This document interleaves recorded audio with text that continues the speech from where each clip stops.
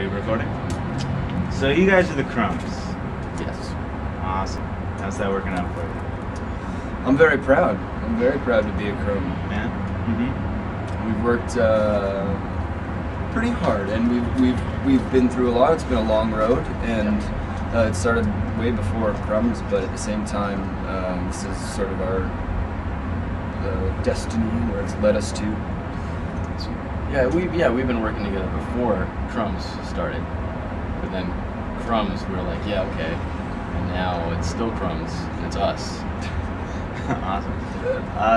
So speaking of before Crumbs, how did the Crumbs form? Where did you guys come from? How did you meet? When did you fall in love? Well, I mean, it depends on how far back you want to go. Let's go back to the 90s. 90s only, okay. Well, in the early 90s, Steve and I and a bunch of other people were in another group called Higher Than the Ground. That group broke up, and In 96. Any reason there? Time, like we were like 30 people, and then by 96 we were like 7 people. Six or seven. No, I think it was 7. But nonetheless, we just some people moved to Toronto, some people moved here, some people got married, Vancouver, some people moved to Halifax. I mean, people just went places. And so then it was basically Steve and I and Devin McCracken that were left, and so we got together and said, well, everyone left us alone. I guess it's just us now. And it was a little bit, too, we'd always kind of been pissed off at comedy a bit. We were not happy with what was going on in the world. The 90s were a hard time for comedy, Dave. I don't know if you remember, but comedy was dead. It was dead. And we were like, well, it's dead. Let's have a funeral. And I think our first show was like, the death of comedy came as a great tragedy to us all. Mm-hmm. Let's all go to the gas station theater and celebrate and cry and share stories, kind of thing. That was our first show.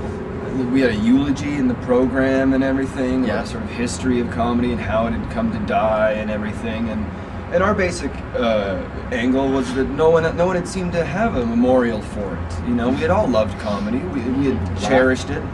With it. And now it's dead. At it sometimes as well. With it, about it. But that's what a good comedy does. And yeah, so we just wanted to not do what was being spit out at us on TV and in the paper and on TV and in movies and on TV. Mostly TV. We didn't have a lot of problem with newspaper comedy. Not a lot. Okay, not that a wasn't lot. our. And we initially got a lot of support from newspaper comedy artists And, when we started too. So where'd you guys get your start? Where'd you learn to improvise? Or where would you say you learned how to improvise? On the stage. Yeah, mostly on a stage. I would think Steve McIntyre and Rob Slade a huge amount. And who are they? They're local Winnipeg improv gurus. If we want to use the word guru, yes, guru. Okay. So, and as Steve McIntyre and Rob Slade would do shows where they took audience volunteers and improvise with them and make them the star, and we would do shows with them and they would make us do that as well.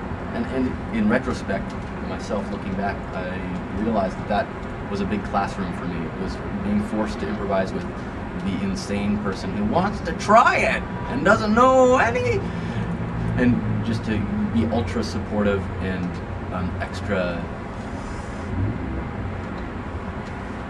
and make it work and make them look great. And I realized that was actually a classroom, that stage, those shows. I think that was a big thing for me. Totally. You know, we did. I mean, there's a lot of people we can give credit to for helping us get to where we were, but those are the guys that got us started, and they basically put us on a stage and said, do it.